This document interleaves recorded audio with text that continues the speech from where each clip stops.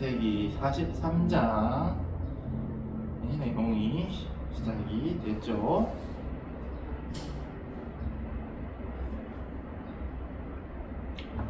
자, 창세기 43장은 어떻게 시작을 하고 있냐? 첫 시작의 말부터 나오는 것은 기근이 더욱 심해졌다. 기근이 더욱 심해진 것에는 사실은 이유가 우리가 있다는 것을 알 수가 있습니다. 기근이 왜 심해졌을까요? 7년의 흉년. 좀 시간이 7년의 흉년 하나님이 약속을 하셨지만 성경에서는 또 의미 없는 이야기가 없기 때문에 굳이 기근이 더욱 심해졌다라고 이야기하는 것에는 의미가 있다는 것이 있죠. 왜 기근을 하나님을 더욱 심하게 했을까? 그게 오늘 성경에 주신 거예요. 그래 다시 이집트에 살아가니까. 그러니까 그렇죠. 그러니까 왜 하나님이 이 모든 상황을 이렇게 몰고 가시는가에 대해서 우리가 고민을 할 필요가 있다라는 것입니다. 왜냐? 기근을 왜 하나님이 더욱더 심하게 만들었을까요? 누군가가 어떤 사실을 깨닫게 만들기 위해서 기근을 하나님이 더욱 심하게 만들었다. 성경은 사실 모든 내용이 하나님이 인간을 향해서 했던 무엇인가에 대해서 기록을 하고 있는데 기근을 더욱더 심하게 만든 이유가 있다라는 것입니다. 자, 기근이 더욱 심해져서 이건 원인이고 결과가 어떻게 됐냐? 이집트에서 가져온 식량이 다 떨어지게 되었다. 그래서 이 야곱의 가문이 어떻게 됩니까? 야곱이 다시 말합니다.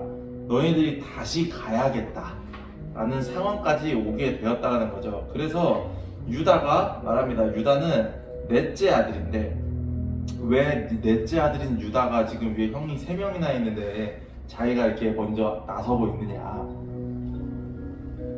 자, 첫째였던 르우벤은 사건이 있었고 둘째였던 시므온은 갇혀있고 셋째였던 레위는 예전에 세겜에서 사람들을 죽이는데 앞장섰던 애야. 그렇기 때문에 야곱의 입장에서도 지금 이 가문 안에서 지금 넷째 아들임에도 불구하고 유다가 가장 영향력 있는 아들이다.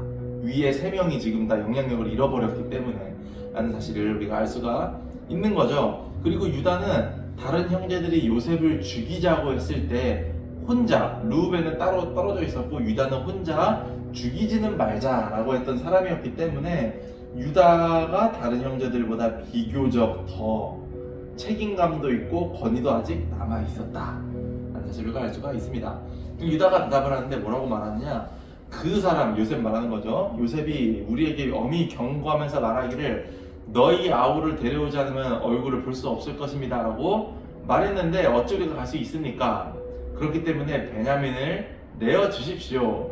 아버지가 그렇게 하지 않겠다고 하면 우리도 갈 수가 없습니다 라고 이야기합니다. 왜냐면 가봤자 아무 이유가 없기 때문입니다. 아무런 어떻게 뭘 할 수가 없기 때문입니다 라고 이야기했습니다. 그래서 이스라엘이 말했다.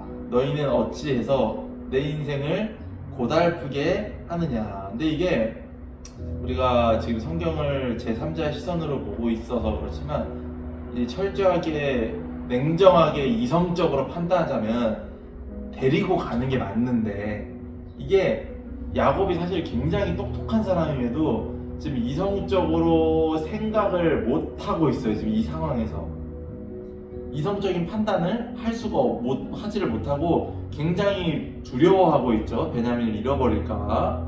자, 그러면서 뭐라고 얘기합니까? 어쩌자고 또 다른 아우가 있다는 말을 했느냐. 그랬더니 막 그 형제들이 이제는 유다 혼자 말하는 게 아니라 모든 아들들이 다 나서서 이야기를 합니다. 왜냐? 지금 이 야곱이 베냐민을 절대 내줄 생각이 없어 보이니까. 근데 베냐민을 내주지 않으면은 자기 가족들도 지금 다 같이 죽게 생겼으니 지금 다른 형제들도 더 이상 나도 가만히 있어서는 안 되겠다 라고 생각을 한 거죠. 상황이 너무 긴박하니까.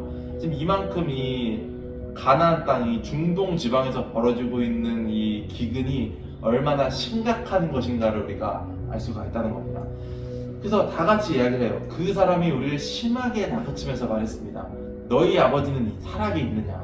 그리고 너에게는 동생이 또 있느냐고 꼬치꼬치 캐물었기 때문에 우리가 어쩌다 보니 대답할 수밖에 없었습니다 라고 이야기를 하는 거죠. 우리가 어떻게 이렇게 일이 이렇게 될 줄 알았겠습니까? 왜냐면 이 형제들도 지금 변명을 할 수가 있는 게, 지금 그때 식량을 사러 갔을 때 지금 누명을 쓸 뻔했잖아요. 정탐꾼이라고.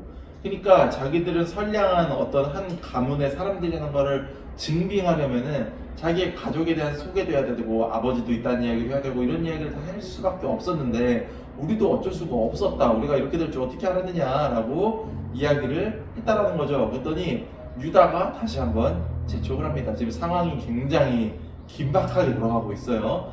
내가 책임질 테니까 아이를 보내주십시오. 근데 사실 베냐민이 지금 20살이 넘었는데 이 형들의 이 눈에는 아직 아이로 보인다는 겁니다.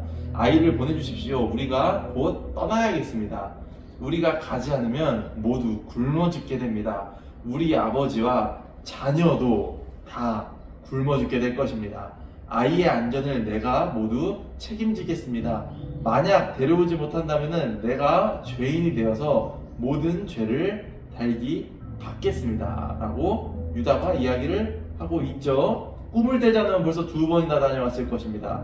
유다가 지금 무엇을 걸었느냐? 자기의 생명을 걸었어요. 근데 이 야곱이 지금 유다에게 줄 수 있는 불이익이 굉장히 많은데, 일이 잘못될 경우에 뭐 간단하게서는 이 가문에서 추방을 내릴 수도 있고, 그리고 상속받을 것을 박탈할 수도 있고, 그리고 그 유언을 할 때 저 축복을 하지 않고 저주를 할 수도 있고, 굉장히 다양한 것이 있죠. 오늘날의 그런 느낌과는 많이 다르다는 걸 우리가 지금까지 창세기를 보면서 알 수가 있을 것입니다.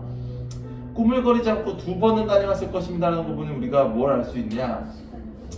그쵸, 이 가나안과 이집트 사이의 거리가 한 열흘 정도 되는데 2번을 왕복했을 것이다 라고 이야기하는 거 보면은 한 40일에서 50일은 이미 됐다 라는 거죠. 시몬은 그 사이에 계속 갇혀있고. 자, 그랬더니 아버지 이스라엘이 마지못해 응했다. 정 그렇게 해야만 한다면 이렇게 해라 하면서, 이제 이 야곱이 굉장히 똑똑한 사람이기 때문에 이 나름대로의 이제 자기가 생각하기에 최대한 가능성이 있는 방법을 만들어내고 있어요. 이 땅에서 나는 가장 좋은 토산물을 가져가라. 자, 하나씩 보도록 합시다. 가장 좋은 토산물, 향유. 이 향유가 뭐 예수님 때도 뭐 무슨 향유 옥합 이러면서 막 단어가 나왔지만, 이게 뭐냐면은 나무가 있는데, 유향나무라고 하는 나무가 있는데, 이거를 이 나무의 액을 말린 어찌 보면 그런 향품이라고 보시면 돼요. 근데 어디서만 나냐? 가나안 땅에서만 납니다. 꿀. 이 꿀은 뭐냐? 우리가 생각하는 그 벌의 그 꿀이 아니라 포도 시럽이에요, 시럽. 그리고 향료는 뭐냐? 이게 고무예요, 고무. 그러니까 향기가 나는 그런 게 아니라 고무, 말 그대로 진짜 고무고, 향수도 말 그대로 향수고, 유향나무의 열매, 그리고 감복숭아, 이거 아몬드입니다. 얼마를 가져가라. 여기서 나오는 게 다 뭐냐? 이집트에서는 얻기가 힘든 사치품들이다. 그러니까 야곱이 지금 뭐라고 하고 있느냐? 나름대로 지금 열심히 생각을 해서 그 사람들이 평소에 얻을 수가 없는 지금 자기네 지방에서만 나는 사치품들을 지금 목록을 꾸려가지고 가져가라 라고 이야기를 하는 거죠. 그리고 돈도 넉넉히 챙겨가라. 분명히 착오가 있었을 것이다. 그 사람한테 다시 가거라. 그러면서 야곱의 이 고백이 굉장히 중요한데, 뭐라고 야곱이 이야기하냐? 너희들이 그 사람 앞에 설 때 강하신 하나님이 뭘 베푸냐? 은혜를 베풀어서 너희의 다른 형제와 베냐민을 함께 돌려보내면 더없이 좋겠구나. 이제 나에게 남은 것이 하나도 없다 라고 이야기를 하고 있습니다. 자, 여기서 말하는 강하신 하나님이라는 단어는 이 구약에서는 하나님의 명칭이 굉장히 중요하다고 제가 자주 이야기를 하는데, 여기서 나오는 하나님은 무슨 하나님이냐면은 이 이스라엘의 족장들에게 나타나는 하나님의 명칭이에요. 그러니까 일반적인 평민에게 나타나는 하나님이 아니라 족장들에게서만 나타난 하나님인데, 하나님이 족장들에게 나타나서 무엇을 말씀하십니까? 항상 족장들에게 나타난 하나님은 뭘 얘기했습니까? 그 아브라함에게 나타난 하나님, 이삭에게 나타난 하나님, 야곱에게 나타난 하나님은 항상 뭘 이야기했습니까? 뭘 약속했죠? 항상 무슨 약속을 했을까요? 하나님은 앞으로 일어날 일들에 대해 하나님이 약속을 했는데, 무슨 약속이냐? 너무 간단한데, 앞으로 너희의 후손이 완전. 정말 많아질 것이고, 그 너희의 후손을 통해 메시아가 태어날 거다 라고 하는 약속을 주신 하나님이다. 그러니까 지금 야곱이 그 하나님을 이야기하면서 그 하나님이 너에게 은혜를 베푸기를 원한다라고 말하는 거는, 하나님이 나에게 주신 약속이 있는데 하나님은 그 약속을 반드시 이루실 것이기 때문에 나는 어떻게 그 약속을 이룰 건지는 모르겠지만 하나님이 해치진 않을 것이다. 우리를 해치거나 우리가 여기서 목숨을 잃게 만들지는 않을 것이다 라는, 어찌 보면 그런 확신이 담긴 대사라는 거죠. 그리고 또 뭐라고 얘기합니까? 함께 돌려보내면 더없이 좋겠는데, 이 뒤에 나오는 대사, 내게는 남은 것이 하나도 없다. 이게 개역개정에는 뭐라고 되어 있냐? 내가 이제 이르면 이르리로다 라고 이야기가 되어 있으니까 좀 뉘앙스가 다른데, 이게 그 무슨 느낌이냐면은, 이제 나에게 어떤 일이 일어나도 내가 그냥 받아들이겠다라는 대사입니다. 그러니까 이제 야곱이 이제 돼서야, 이제 베냐민을, 지금 사실 오늘 시작할 때 뭐라고 시작했냐면은, 시작할 때 첫 대사가 기근이 더욱 심해졌다. 하나님이 왜 기근을 더욱 더 심하게 만들었을까? 왜 하나님이 기근이 심해지는 것을 허락하셨을까? 우리가 진지하게 생각을 한번 해봐야겠죠? 왜 하나님은 기근을 더욱 더 심하게 만들었을까요? 여기까지 딱 보니까 이 야곱에게 원하는 것이 있었기 때문에. 뭘 원했을까요? 하나님은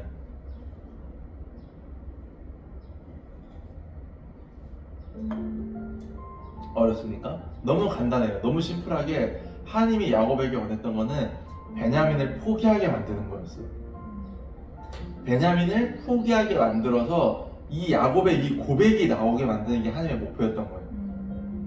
이제 나에게는 남은 것이 없고 나에게 약속을 주셨던 그 강하신 하나님만이 우리에게 은혜를 베풀 것이다 라는 고백이 나오기를 원했던 거죠. 하나님이. 이게 더욱더 근본적으로 들어가면 뭐냐, 야곱은 지금까지 계속해서 하나님을 자기의 삶의 이유로 삼아본 적이 없어. 지금까지 항상 자기의 생각과 경험과 능력으로 살아가려고 했고, 지금 뭐 많은 하나님의 능력을 경험은 했지만 결국 야곱이 성경에서 보였던 건 뭐냐, 자기의 삶의 이유는 하나님이 아니었다 라는 사실이었다는 것입니다. 오늘 이 성경을 다 보고 다시 한번 이야기를 한번 해보도록 하죠. 그래서 야곱의 이런 고백이 있고 난 뒤에 그들은, 형제들이 더 선물을 마련해서 돈을 2배로 챙겨서 베냐민을 데리고 왔다. 그리고 그들은 지체하지 않았고 요셉을 만났다. 그들이 베냐민을 데려온 것을 보고 요셉이 직접 얘기하지 않고 자기의 집에 있는 관리인에게 얘기했다. 이 사람을 집으로 데려가서 편히 해라. 짐승도 잡고 식사도 준비해라. 내가 그들과 함께 점심을 먹을 것이다. 굉장히 이상한 내용이죠. 이 성경에도 그대로 써 있는 것처럼 이집트 사람은 히브리인들과 같이 밥을 먹지 않았는데, 역겹다고 생각했기 때문에. 그런데 같이 밥을 먹겠다고 이야기를 합니다. 그래서 이 요셉의 형제들은 불안에 휩싸였어요. 있을 수 없는 일이 일어나려고 하니까. 요셉이, 이 이집트의 총리인 요셉이 자기의 집으로 자기를 초대하니까 자기들을 너무 지금 마음이 이상한 거야. 이게 있을 수 없는 일이 일어나려고 하고 왜 자기의 집으로 우리를 초대할까? 분명히 자기 집에 있는 감옥에 우리를 갇히게 하려고 하는 것이다. 왜냐면 요셉의 집에 있는 감옥에 지금 실제로 시몬이 갇혀 있으니까 우리도 가두려고 하는 것이 틀림없다. 큰일 났다 라고 생각을 하는 거죠. 그래서 성경은 뭐라고 얘기했냐, 요셉의 집으로 들어가면서 그들은 불안에 휩싸였다 라고 생각을 하고 있어요. 근데 이들이 이 불안에 휩싸인 것은 우리가 어찌 보면은 더 근본적인 이유를 생각해 볼 수가 있죠. 왜 이들은 불안에 휩싸였습니까? 왜 요셉의 형제들은 지금 불안하고 두려울까요? 그 이유를 우리가 더 생각을 해볼 수가 있어요. 왜 이들은 무서웠을까? 단순히 요셉의 집으로 이들이 끌려갔기 때문에 두려운 게 아니라는 거죠. 우리가 알아야 되는 거는 왜 이들이 두려웠냐는 거는 이들이 지금 하나님에 대한 강한 믿음 자체가 없기 때문에 두렵다라는 사실입니다. 하나님에 대한 정말 믿음이 있었다면 이 야곱의 이야기처럼 이 언약이 아닌 우리에게 약속을 주신 하나님을 이들이 정말 믿고 있었다면 어떤 상황에도 우리가 끌려갔음에도 불구하고 두려운 마음은 없었을 거예요. 똑같은 상황을 겪은 사람이 있었는데 누가 있냐? 바로 요셉이 똑같은 상황을 겪었잖아. 종으로 팔려가고 감옥에 갇혀도 성경의 그 어디에도 요셉이 무서워했다라는 말은 한 번도 쓰여진 적이 없었어요. 왜 그러지 않았냐? 요셉은 하나님이 자기에게 주신 약속을 철저하게 믿었기 때문에 요셉은 한 번도 무서워하거나 불안해한 적이 없었다. 그러나 형들은 불안해하고 있었어요. 하나님에 대한 믿음이 없었기 때문에. 자, 그래서 이들이 서로 이야기를 합니다. 돈 때문에 우리를 잡아가려고 하는 거다. 돈 때문에 우리를 종으로 삼으려고 하는 거다. 그래서 그들은 요셉의 집 관리인에게 다 찾아가서 문 앞에서 말했다. 이 당시에 문 앞이라고 하는 것은 많은 의미가 있죠. 사람들이 가장 많이 들락날락하는 곳이고 거래를 하는 곳이고 이야기를 하는 곳이고 문 앞은 그런 장소예요. 그래서 지금 이 관리인한테 지금 굉장히 비굴한 태도로 이야기를 해요. 뭐라고 합니까? 관리인인데 종인데 주인님 들어보십시오 하면서 비굴하게 이야기를 합니다. 저희는 지난번에 식량을 사러 온 사람들인데 돌아가던 날 밤에 자루를 열어보니 저희 돈이 그대로 있었습니다. 사실 이거 되게 좀 과장해서 이야기하는 건데 실제로 돌아가던 날 밤에 열어본 거는 한 사람의 자루밖에 없었어. 근데 이 사람 지금 이 요셉의 형들은 뭐라고 이야기를 하고 있냐? 우리의 자루를 다 열어보니 돈이 다 그대로 들어있었다. 그러니까 지금 얘들이 지금 너무 무서워가지고 지금 마음이 너무 어려워서 제대로 지금 이야기를 하지 못하고 있어요. 너무 지금 무서우니까. 그래서 누가 우리 돈을 지금 넣었는지 우리는 도저히 모르겠습니다 라고 지금 굉장히 비굴하고 무서우니까 불안해서 이야기를 하고 있다는 거죠. 그랬더니 관리인이 말하는 게 굉장히 재밌습니다. 뭐라고 얘기하냐? 모든 것이 다 잘 되었으니 걱정하지 마십시오. 관리인도 이집트 사람입니다. 근데 이 이집트 사람인 관리인이 하는 말이 굉장히 재밌어요. 여러분의 하나님께서 여러분에게 덤으로 주신 것이 분명합니다. 나는 이미 여러분의 것을 모두 다 받았습니다. 그리고는 시므온을 데려와서 그들에게 넘겨주었다.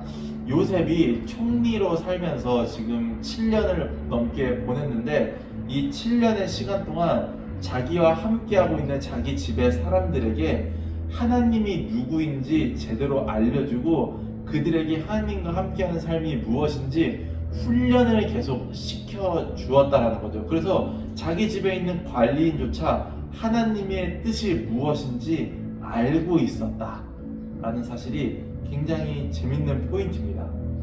그러고는 시므온을 넘겨주었는데 시므온이 와가지고 이제 한 50일 동안 갇혀있던 시므온이 와서 자기가 어떻게 대접받았는지를 설명을 해줬겠죠. 그랬더니 요셉의 형들이 조금 마음이 좀 놓였을 거예요. 거기서 관리인도 그렇게 얘기하고 시므온도 와가지고 내가 뭐 그렇게 나를 그렇게 막 어렵게 대하지 않았더라. 나를 그렇게 막 뭐 무섭게 하지도 않았고 나를 잘 대해줬어 라고 설명을 해줬겠죠.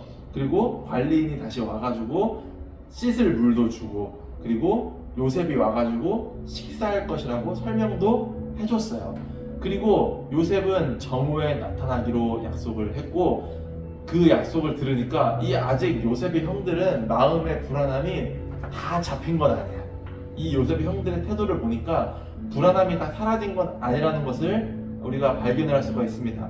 요셉의 형들은 가져온 선물을 펼쳐놓았어. 이게 정확히는 뭐라고 이야기합니까? 이 원문에는 가져온 예물을 정돈해 두었다. 그러니까 바닥에 돗자리 같은 걸 쫙 깔아놓고 하나씩 차례로 이제 보기 편하게 이렇게 쌓아놓고 이렇게 정리를 딱 해둔 거예요. 왜 그랬습니까? 아직 무섭기 때문에.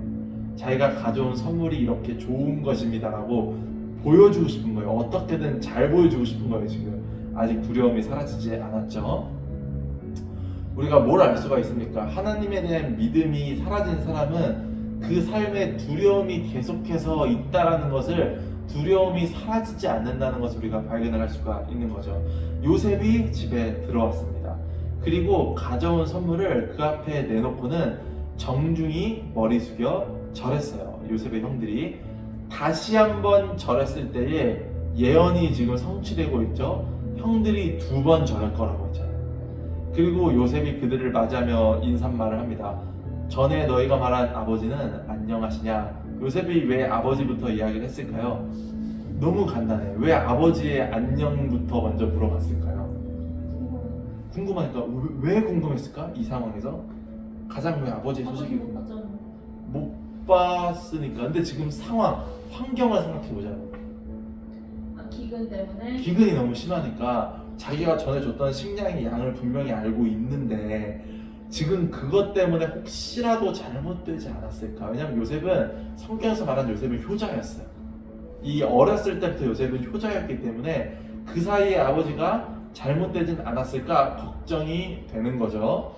그랬더니 그들이 대답을 합니다. 주인님의 종인 아버지. 이 요셉의 형들이 지금 뭘 이야기했냐? 아버지가 요셉의 종임을 대신해서 이야기를 해버렸어. 그러니까 예언이 여기서 완벽하게 성취가 돼버렸죠. 그때 예언에 뭐라고 되어 있습니까? 부모님조차 요셉 앞에서 절하게 될 것이다. 그러니까 지금 부모님이 요셉의 종이라고 형들이 대신해서 고백을 해줘 버렸어요. 그때 요셉이 곧 자기 친동생을 알아보고 물어봤다.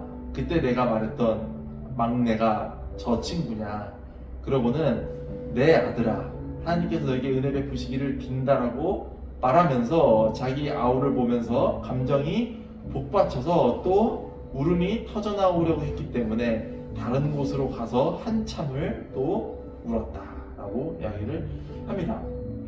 성경에서 말하는 요셉은 자신의 일을 할 때에는 굉장히 냉철하고 이성적이고 똑똑하고 현명했지만 자기의 가족들 앞에서는 이렇게 또 굉장히 감성적인 사람이 된다라는 거죠.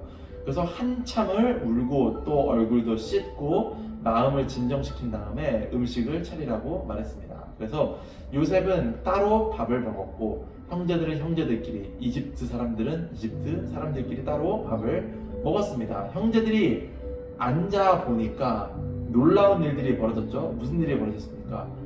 첫째부터 막내까지 나이 순으로 앉게 되었다라는 거죠. 자기들이 의도한 게 아니라 누가 이렇게 앉게 했냐? 요셉이 첫째부터 막내까지 차례로 앉게 했어요. 그러니까 이 형제들이 지금 뭔가 이상했겠죠. 마음이. 도대체 우리의 나이를 어떻게 알았을까? 저 사람이 대체 무엇이기에 우리의 이런 것까지 알고 있을까? 하면서 굉장히 복잡한 마음이 들었을까? 이 형제들에게는. 우리를 어떻게 알고 있을까? 저 사람은 뭔가 초월적인 능력이 있는 것일까? 저 사람의 능력은 어디까지 있는 것일까? 정말 놀랍다. 아니면 또 혹여는 불안하고 두려운 마음이 더 커졌을 수도 있고, 우리에게 대체 무슨 일이 벌어질까 하는. 그래서 성경에는 뭐라고 얘기합니까? 놀란 눈으로 서로 쳐다보았다. 요셉은 각 사람의 음식을 자기 식탁에서 형제들의 접시로 나르게 했다. 그러니까 옆으로 이렇게 전해주게 했던 거죠. 베냐민의 음식은 다른 형의 접시에 담긴 것보다 훨씬 많았다. 성경에 개역개정에 뭐라고 되어 있으니까 5배나 많았다. 형제들은 요셉과 함께 마음껏 먹고 마셨다. 그러니까 양이 중요한 게 아니라 더 많이 음식을 준다는 것은 이 사람을 더욱더 많이 생각을 해준다라는 거죠. 왜 요셉은 형제들을 나이 순서대로 앉게 했고 베냐민에게는 음식을 더 많이 주었을까? 요셉의 의도가 무엇이었을까요? 그 형들의 번집단이 고개 숙여 절했잖아.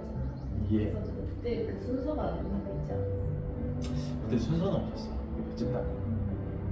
요셉의 여기서 태도는 무엇이냐? 어느 정도 형들이 힌트를 준 건가? 힌트를 준 거죠. 내가 누구인지에 대해서 어느 정도 지금 던져준 거예요. 나는 지금 난 요셉일지도 하면서 힌트를 던져준 거예요. 베냐민을 특별히 더 사랑하고 형제들의 나이를 다 알고 있는 걸 볼 때에 나는 요셉일지도 하면서 힌트를 줬지만 형제들은 알아채지 못했어요. 왜 알아채지 못했냐? 마음이 너무 두려우니까. 지금 눈이 가려진 상태인 거예요. 형제들은 충분히 깨달을 수 있었음에도 불구하고 이제 되게 가까운 자리에서 식사를 하고 모든 힌트를 다 줬는데도 모르고 있어. 무서우니까 마음이.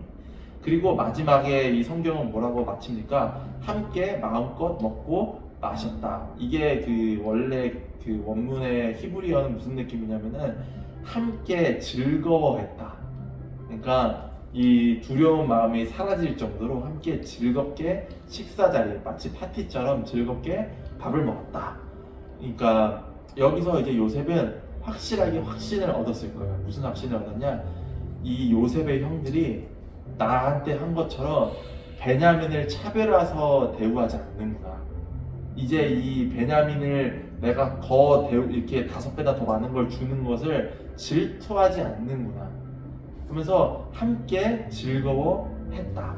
요셉의 형들도 이거에 대해 아무런 생각하지 않고 함께 즐거워하는구나 라는 것을 깨달았다라는 거죠. 이제 그래서 이 이후에 요셉이 다시 한번 어떤 사건을 일으키면서 자신의 정체를 드러내는 걸로 성경이 이제 이 사건을 마무리를 하죠. 자, 오늘 우리가 이 성경을 보면서 알 수 있는 주제가 무엇입니까? 주제 크게 보면은 두 주제로 볼 수가 있겠죠. 야곱에게 있는 하나님의 뜻과 이 형제들이 하나님의 앞에서 어찌 보면은 큰 죄를 지었기 때문에 믿음이 사라지게 되었고 그로 인해서 두려운 마음이 가득한 형제들의 모습을 우리가 발견할 수가 있다라는 거죠. 그 형제들의 이야기는 사실 다음 주에 더 큰 메시지로 담겨져 있고 오늘에 있어서 더 큰 메시지는 야곱의 개인에게 있어서의 메시지가 더 크다라는 것을 우리가 알 수가 있어요. 야곱은 왜 베냐민을 그토록 집착했을까? 왜 베냐민을 그토록 포기하지 않았을까를 우리가 한번 생각을 해볼 수가 있을 것 같아요. 왜 베냐민을 포기하지 않았을까요? 자기 그냥 제일 사랑하는 자기가 가장 사랑하는 자녀이니까 베냐민을 포기하지 않았을까요? 야곱? 예, 야곱. 그 라헬의 아들. 그렇죠. 이 야곱이 베냐민을 포기하지 않으려고 했던 이유는 라헬의 자녀였기 때문에. 그러니까 이 근본적인 이유는 뭐냐? 라헬에 대한 그 야곱의 마음이 아직까지 그대로 있다. 근데 이게 이 신앙이 없는 일반적인 사람의 입장에서는 굉장히 어찌 보면 로맨틱해 보일 수도 있는 거거든요. 자기가 사랑했던 사람에 대한 것을 잊지 못하고 그 자녀를 다른 사람들보다 더욱더 많이 사랑하는 이 모습 그것만 보자면은 뭐 이성적인 그런 모습 빼고 그것만 보자면 굉장히 로맨틱할 수가 있는데 이 오늘 성경에서 우리가 알 수 있는 것은 뭐냐? 야곱에게 있어서 이 라헬이라고 했던 그 사람이 그 사람 자체가 삶의 이유가 되어버렸다. 야곱에게는 성경에는 야곱에게 라헬이 삶의 이유였다는 것에 대한 힌트가 되게 많이 쓰여져 있어요. 이 맨 처음 라헬을 얻고자 했을 때에 7년 동안 무상으로 일을 해주면서 그 이야기가 되었을 때, 그 이야기가 쓰여져 있었을 때에 사실 7년이라고 하는 기간은 그 당시에 이 신부에게 주는 그 신부의 가족들에게 주는 예단 예물보다 훨씬 많은 금액이에요. 그러니까 이 야곱에게 이 라헬을 얻고자 했을 때의 그 마음이 어마어마하게 컸다라는 사실을 알 수가 있죠. 근데 심지어는 속았을 때에 다시 한번 7년을 더 일하죠. 그러니까 야곱에게 있어서 삶의 이유가 그 당시에는 라헬을 얻고자 하는 것이 삶의 이유였다. 근데 그 라헬을 얻고 난 다음에도 계속해서 라헬에게만 집중했기 때문에 가정에서 불화가 계속 이어졌어요. 레아와 라헬이 계속해서 싸웠잖아. 그런데 라헬이 죽고 난 다음에도 요셉을 편애함으로써, 라헬의 자녀였던 요셉을 편애함으로써 요셉이 어찌 보면은 팔려가게 되었어요. 근데 그 이후로도 베냐민에게 대해서 집착을 하면서 이 라헬이 본인의 삶의 이유였다는 것을 포기를 하지 못하고 있다는 거죠, 야곱이. 그래서 오늘 성경에는 뭐라고 얘기하냐? 기근이 더욱더 심해졌다. 야곱의 삶에 있어서 기근이 계속해서 심해지고 있는 거죠. 근데 사실 성경에는 야곱뿐만이 아니라 야곱처럼 본인의 삶의 이유를 다른 어떤 것으로 돌린 사람들에 대한 예시가 굉장히 많이 나와요. 그리고 삶의 이유가 바뀐 사람들에 대해서 하나님이 어떻게 하셨는가에 대해서도 나옵니다. 예를 들어 보면은 두 가지 사람에 대한 예시를 들어볼 수가 있을 것 같아요. 첫 번째는 누구냐? 야곱의 할아버지. 야곱의 할아버지가 누구죠? 아브라함이죠. 야곱의 할아버지인 아브라함도 삶의 이유가 있었는데 아들이 아브라함의 성경에서 처음 등장할 때 나이가 굉장히 많았어요. 70대, 75세였죠. 그때 등장할 때 나이가 많았는데 뭐라고 이야기하며 등장하냐? 아브라함에겐 자녀가 없었다. 그러고 계속해서 이삭이 출생할 때까지 아브라함의 이야기에서 등장하는 게 뭐냐? 아브라함은 자녀가 없었고 자녀를 낳고 싶었고 자녀를 낳기 위해서 무슨 일까지 벌였는가에 대해서 계속해서 나와요. 그러니까 아브라함도 믿음의 조상이라고 불렸던 아브라함조차 그의 삶의 이유는 뭐냐? 자녀를 낳는 것. 그래서 하나님이 자녀를 주셨을 때에 이삭이라고 하는 자녀를 100살에 주셨을 때에 아브라함이 어떻게 됐냐? 본인의 삶의 이유가 이삭이 되어버렸어요. 그래서 무려 내가 100살이 될 동안 자녀가 없었기 때문에 그래서 그때 하나님이 뭐라고 얘기합니까? 이삭을 바쳐라. 너의 삶의 이유가 이삭이기 때문에 그것을 나에게 바쳐야겠다. 오늘 똑같아요. 기근이 더욱더 심해진다. 똑같은 이야기입니다. 야곱의 아버지였던 이삭도 사실은 똑같아요. 이삭의 이야기 사실 길진 않았지만 이삭에 연관된 사건은 뭡니까? 이삭 그리고 에서와 야곱의 장자권 사건. 이삭에게 하나님이 분명히 말씀하셨어요. 장자권을 받을 아들은 동생이다. 그런데 이삭은 어떻게 행동을 합니까? 에서한테 장자권을 주려고 계속해서 시도를 해요. 그러니까 어떻게 성경에서 하나님이 이 이삭에게 그런 것을 이야기합니까? 자신이 가장 사랑했던 아들이었던 에서가 아니라 이삭에게 그것을 줘버려요. 그러니까 본인의 삶의 이유를 뺏어가 버렸어요. 이삭에게서. 오늘 야곱에게도 똑같은 차례가 돌아오게 된 거죠. 야곱의 삶의 이유였던 라헬이라고 하는 그런 그림자를 하나님이 제거하기로 마음을 먹으신 거예요. 오늘 보면은 야곱이 그 이야기를 하거든요. 뭐라고 얘기합니까?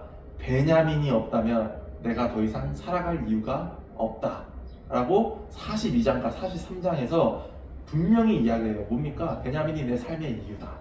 하나님이 내 삶의 이유란 말이 한 글자도 쓰여있지가 않아. 그러니까 하나님이 바꾸시기로 마음을 먹은 거예요. 그래서 이때까지 야곱은 내 삶에서 왜 이런 고난과 역경이 와야 되는가에 대해서 깨닫지를 못합니다. 계속 깨닫지를 못하다가 오늘 이 43장의 마지막에 이 상황이 점점 극한으로 치닫게 되니까 마지막에 되어서야 야곱이 고백을 하죠. 뭐라고 고백을 합니까? 나에게 나타났던 그 강한 하나님이 은혜를 베풀어서 베냐민과 너희들에게 그 은혜를 베풀었으면 좋겠다. 이젠 내가 잃으면은 잃는 게 맞는 것 같다 라고 하면서 드디어 고백을 하죠. 내 삶의 이유였던 그 라헬이라고 했던 그 그림자를 내가 이제 포기해야겠구나, 그걸 내가 버려야겠구나 라고 야곱이 고백을 한다는 것입니다. 어찌 보면은 뭐 그렇게 우리가 생각을 할 수가 있어요. 삶의 이유라는 게 사람마다 다 제각각인데 돈이 삶의 이유인 사람들은 어떻게 살아갑니까? 돈이 항상 걱정이고 돈이 항상 우리가 어떻게 내가 더 잘 벌 수 있을까에 대한 걱정만 가득해서 살아가게 되죠. 근데 우리가 알 수 있는 거는 돈이 우리의 삶을 책임져 줄 수가 없다는 것을 알게 돼요. 왜 그러냐? 야곱도 부자였으니까. 야곱이 부자였음에도 불구하고 본인이 갖고 있던 돈이 야곱의 삶을 책임질 수가 없었어요. 근데 또 뭡니까? 어떤 사람은 누군가를 사랑하는 게 삶의 이유인 사람도 있어요. 근데 오늘 성경에서도 뭐라고 얘기합니까? 야곱은 아내만 4명이었는데 사랑으로도 구원받을 수가 없었어. 자기가 가장 사랑했던 여자와 결혼도 했지만 사랑으로도 자신의 삶을 책임질 수가 없었다. 그것으로도 구원받을 수가 없었다. 그래서 오늘 성경이 뭐라고 얘기합니까? 내가 선택한 내 삶의 이유에서 벗어나야 한다 라고 이야기를 하는 것입니다. 근데 재밌는 건 뭡니까? 야곱의 결단, 야곱이 이제 내 삶의 이유를 포기하겠다는 결단 이후로 하나님이 그 어떤 것도 야곱의 삶에서 뺏어가지 않았다라는 거죠. 어떤 것도 뺏어가지 않았어요. 아브라함이 이삭을 바치겠다고 했을 때 하나님이 이삭을 뺏어가지 않았어요. 하지만 이삭이 에서에게 장자권을 끝까지 주려고 했을 때에는 장자권을 뺏어가 버렸어요. 근데 오늘 야곱이 내가 베냐민을 포기해야겠다라고 했을 때는 그 어떤 것도 야곱의 삶에서 뺏어가지 않았다 라는 거죠. 그리고 그때 그 결단이 있었을 때 야곱이 무엇을 얻게 됐습니까? 야곱이 평생 원했던 것. 야곱이 평생 무엇을 원했을까요? 야곱의 삶에서 한 가지만 원했어요. 요새? 요새? 아니에요. 야곱이 원했던 한 가지는 가정이 화목하게 되는 것. 야곱은 살면서 정말 어렸을 때부터 지금 이 순간까지 가정이 화목해 본 적이 없어. 다 늙은 이 순간까지 항상 그것을 원했지만 얻을 수 없었다. 하지만 야곱이 자기가 가장 소중히 원했던 이것을 포기했을 때 비로소 이제 44장부터 가정이 화목하게 되는 실마리가 생기기 시작한다 라는 거죠. 그래서 성경에서는 항상 우리한테 뭐라고 이야기를 합니까? 하나님을 우리가 똑바로 믿을 때에 우리가 자유를 얻을 수가 있다라고 이야기를 그래서 한다라는 것이죠. 기도 한번 마치도록 합시다. 하나님 감사합니다. 하나님 우리가 이 시간 창세기 43장의 말씀을 통해서 하나님 우리가 또 많은 것을 깨달아갑니다. 하나님 우리가 어떤 때에는 또 하나님 우리 마음에 걱정과 불안함이 가득하고 어떤 때에는 기쁨이 있지만 하나님 중요한 것은 우리가 삶을 살아갈 때에 우리의 삶의 이유가 내가 스스로 가진 것들이 아니라 하나님이 되게 하여 주시옵소서. 하나님 어떤 사람은 돈으로, 하나님 어떤 사람은 또 사랑으로, 또 어떤 사람들은 자신이 가진 다른 많은 것들이 삶의 이유가 됩니다. 하나님 그렇지만 우리의 삶의 이유는 우리가 스스로 설정하는 것들이 아니라 오직 하나님이 되게 하여 주시옵소서. 하나님 내가 그것을 하나님 과감하게 버리고 그 자리를 하나님으로 대체하게 하여 주시옵소서. 하나님 그리할 때에 하나님이 나에게 무엇도 뺏어가지 않고 도리어 더 많은 것을 부어주심을 우리가 성경의 수많은 인물을 통해서 깨닫습니다.